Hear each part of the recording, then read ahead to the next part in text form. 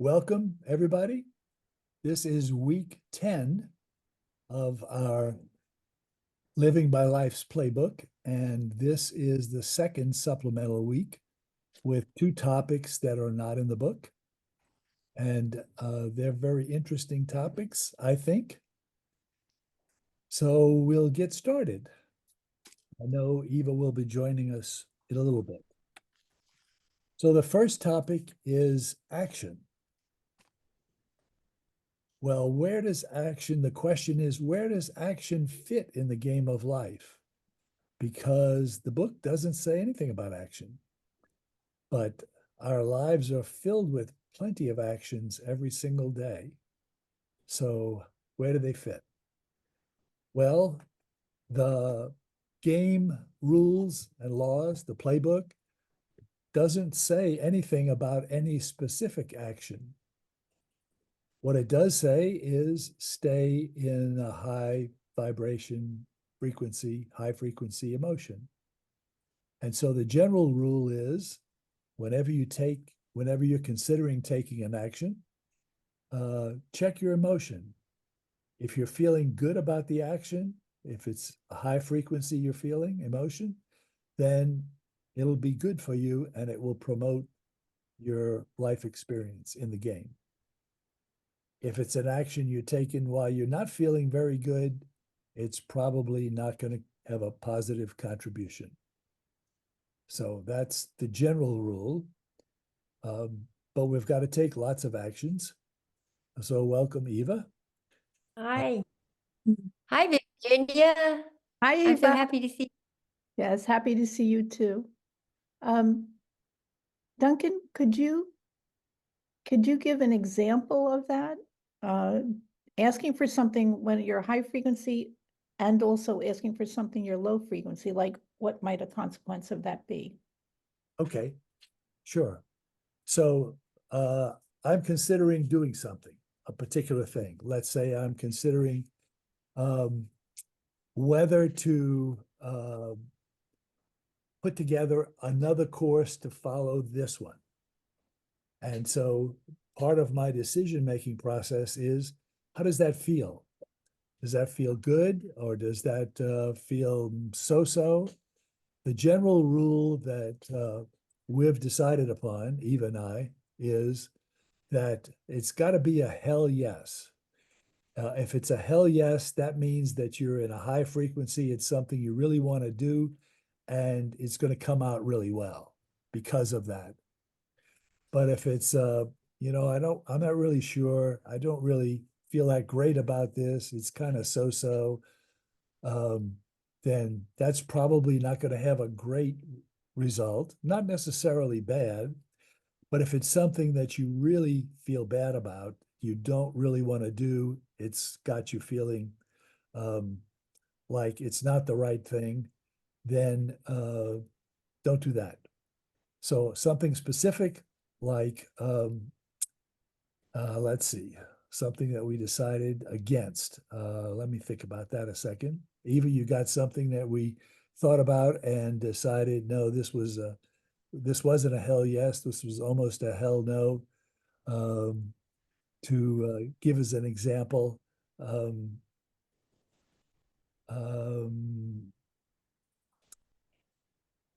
well, I sometimes for our travel, I look at something or we look at a place to go, or when we're considering a hotel to stay at, for example. We look at it and we look at, how it looks, what the people have said about it, and we conclude that, yep, this is a no. And then we look at some and we conclude, yeah, this feels good. This is a place we'd like to be in, and we make that a yes. Okay. So those are a couple of examples. I Eva? have an idea too. I have an idea. A lot of it is the hell knows are things you have experienced in the past that you wish you hadn't done. So you do learn. I have learned from our mistakes. One of them was the cheapest motel you can find. Not a good idea. So those were some, little examples, but sometimes they're big changes too. I mean, when we first uh, well, when we bought the house that we bought, it was so strong a hell yes that we bought it the next day without even telling our kids we're moving to California. It was such a positive, yeah. So that was an example. Mhm.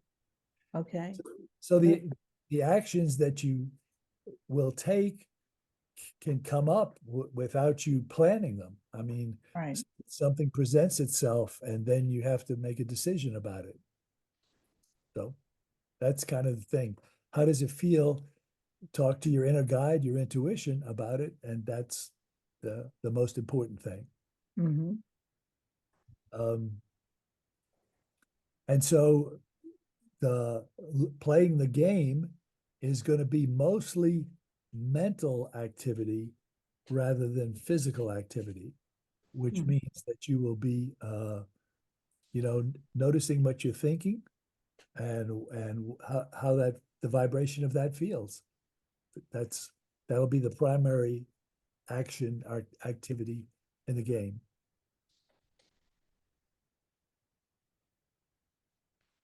Any other thoughts about that? I just thought of something. When I was younger and I was trying to meditate, trying to learn to meditate, I was so distraught because I could not quiet my mind, which I thought was the goal of meditation.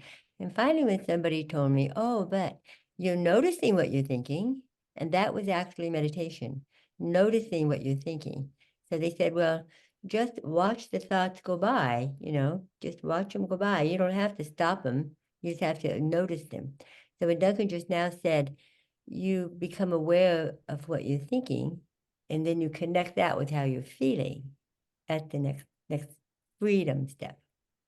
And then the next step is you decide, do I want to keep this thought or do I want to change it to something else? And then that's when you exercise your deliberateness, your actual willpower is there. And then of course consequences eventually flow from the results of our thinking. So what's that frown, Eva? It sounds good. I'm like Virginia. I want an example of how you possibly could notice a bad thought and change it, because I don't think I'm very good at that. I notice my thoughts, but I can't seem to make a conscious decision to change it. So to give me an example. Okay. Well, in the morning, we attempt to meditate, and so we've got a theme that we take from the Course in Miracles, a theme, and I try to focus on that theme, and then I notice, oh, I'm thinking about this other thing that I've got to do today, and so I change that back to the theme that I'm trying to focus on. That's an example. Okay. Okay. All right. The next topic, if any other questions about actions before we go into fear? Mm, No. okay. Fear. Fear, if you remember, is the lowest frequency emotion. It's at the very bottom. It's right down there with despair, uh, fear and despair, and a few others at the very bottom. So a question that I've been asked is, if the game of life has these simple rules that seem like this shouldn't be too hard to follow, and our results flow from our thoughts, why are so many people unhappy? Why is there more happiness and joy in the world? Well, I think the answer is because there's too much fear. So our society has lots of causes of fear because fear is a powerful motivator. And so think about it. Let's talk about the politics going on right now. So both candidates, both sides are proposing that disaster will follow if the other opponent wins. So they're using fear as a motivation for you to vote for them. Preachers use fear of God's vengeance and hell as a motivation. Advertisers use fear a little more subtly usually. But if you think about your ads on TV, they are for medications that will prevent your illness from getting worse, cure it, or prevent you from getting it. And they keep constantly coming up with new illnesses and new drugs to prevent or cure them. So every drug that they come up with, they invent an illness to go with, an illness you never heard of before, to go with it. And all of this about your cosmetics and your Botox and all of that is fear of being rejected, ugly, not sociable, people rejecting you, your appearance. That's all fear. That's what it's based on. Your security system based on fear of your house being broken into, monitored. So we got a lot of fear-based stuff going on, and that all is low vibration, which ultimately brings not happiness or joy.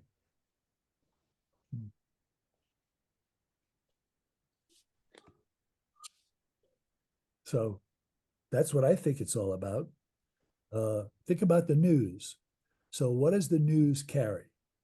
Death, crime, war, disaster, weather threats. I mean, they're using the weather as, 20 million people are under threat of tornadoes or floods or every day, some huge number. And am I in it? I mean, it's part of it's part of what we're exposed to every day. So do the best to block that subconsciously, because it's basically intended. So the advertising is intended to be subconscious motivation, stimulation. You absorb it, and unconsciously, unwillingly, and it motivates you. So that's what I think.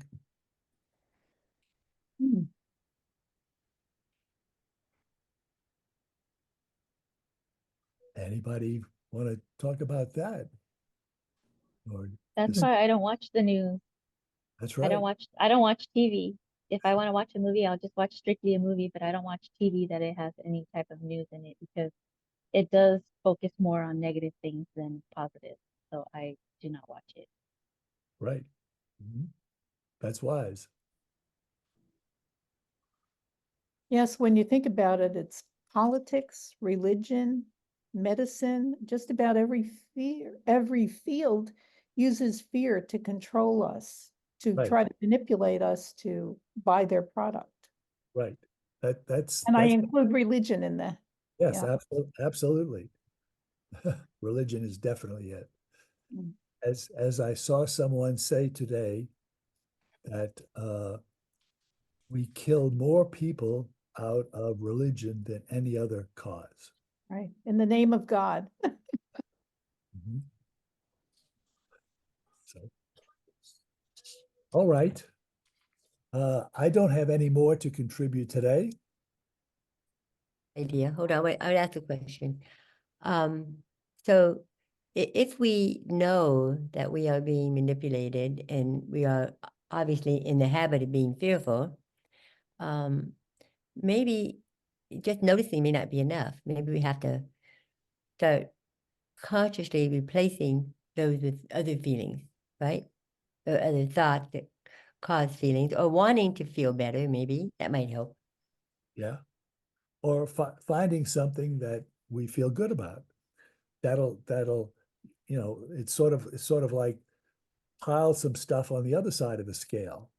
Um, have more joy and find things you like and make you happy, not fearful.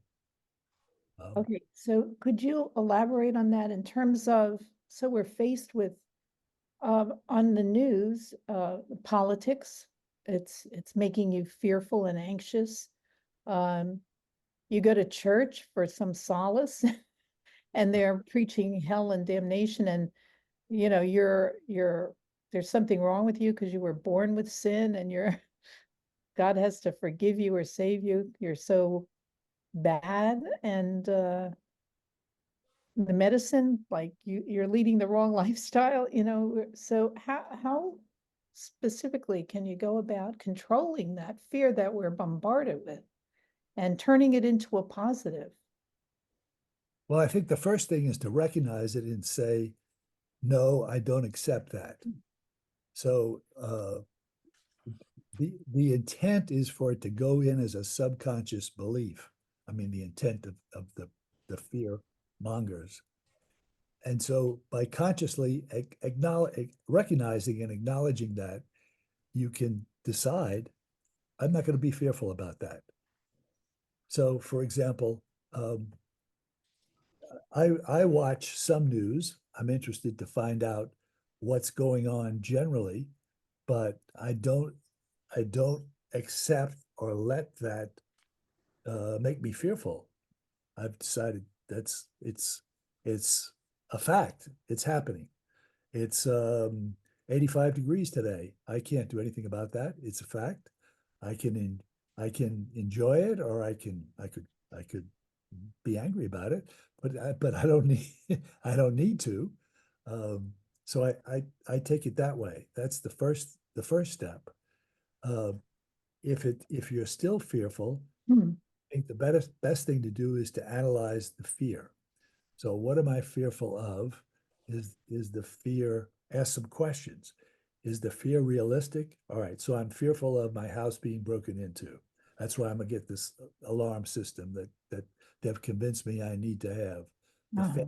fanciest one with cameras and magnets on all the windows and automatic call the police, etc.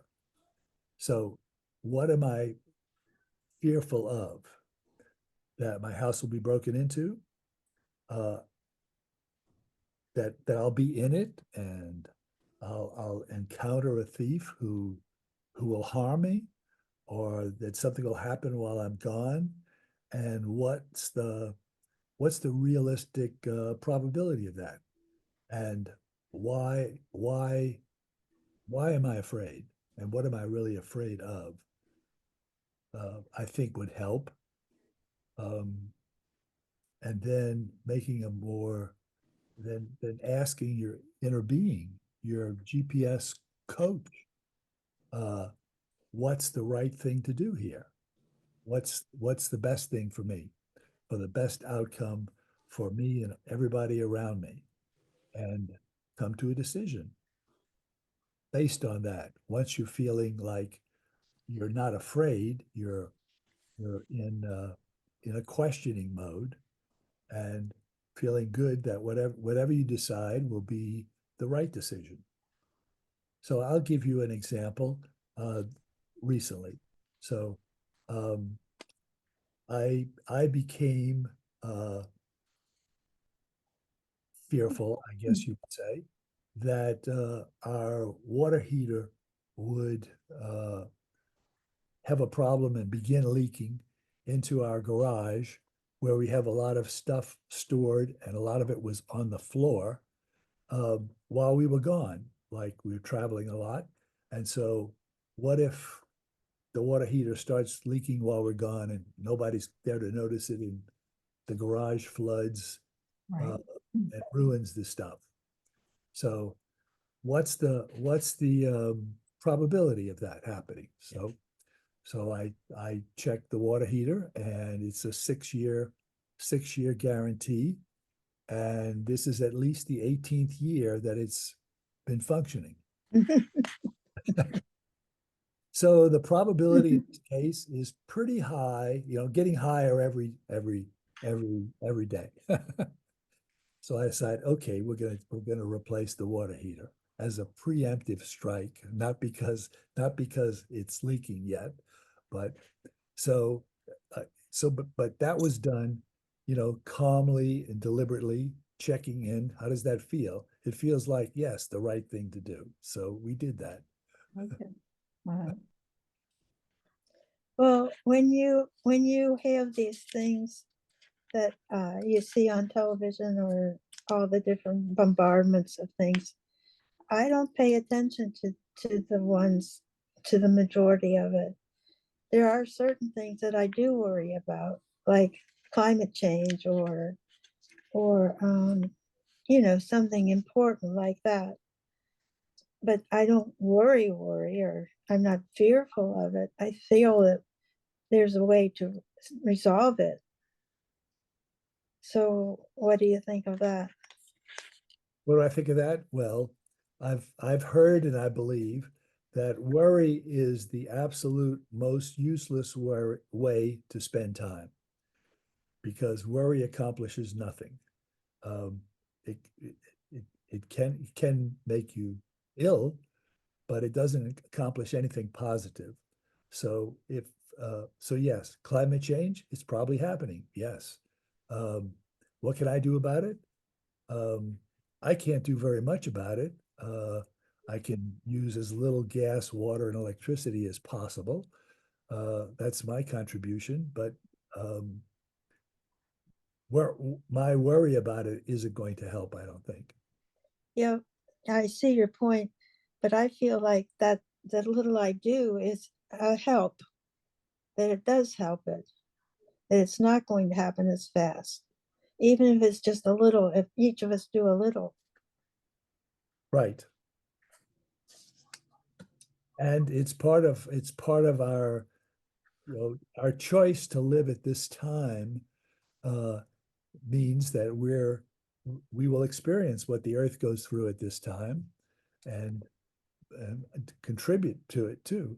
I mean, I realize that we contribute in ways we don't always understand.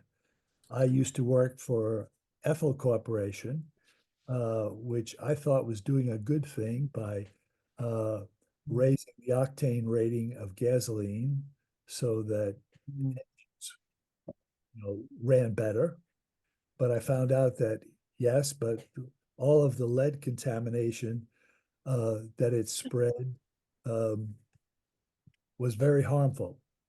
So as somebody said, the inventor of the lead anti-knock that went into gasoline was involuntarily a murderer of millions of people who died from lead poisoning, or whose death was accelerated by lead poisoning. So, Eva, I want to read something. okay, When you were talking about fear and how you can possibly think differently, I remember this thing called the Desiderata. You probably all heard it, but I would read you the last couple of sentences, okay? I think it really is a guide for what we can change our perspective. And it says, many fears are born of fatigue and loneliness. Beyond a wholesome discipline, be gentle with yourself. You are a child of the universe, no less than the trees, no doubt, and the stars. You have a right to be here. And whether or not it is clear to you, no doubt the universe is unfolding as it should. Therefore, shoot, not letting me read it. All of a sudden it's not moving. Therefore, be at peace with God, whatever you conceive him to be, and whatever your labors and aspirations in the noisy confusion, and then I just stupid thing. In the noisy confusion of life, keep peace in your soul. And this is the clincher. With all its sham, drudgery, and broken dreams. Dash. The punchline is here, the last sentence. Here it is. And broken dreams. It is still a beautiful world. So be cheerful. Strive to be happy. That's it. But I thought it was like the phrase "it's still a beautiful world" came to mind, and so for me, that's been my saving thing. That the world is still going on, and I would at the worst of times, maybe like when Trump got elected in 2016, that was pretty bad. So I am fearful of the next time. I don't want that to happen. But whatever happens, I know that I can look outside and see that the plants are still growing, just like they did during the Civil War or whatever else they had a horrible time. That's my speech on that.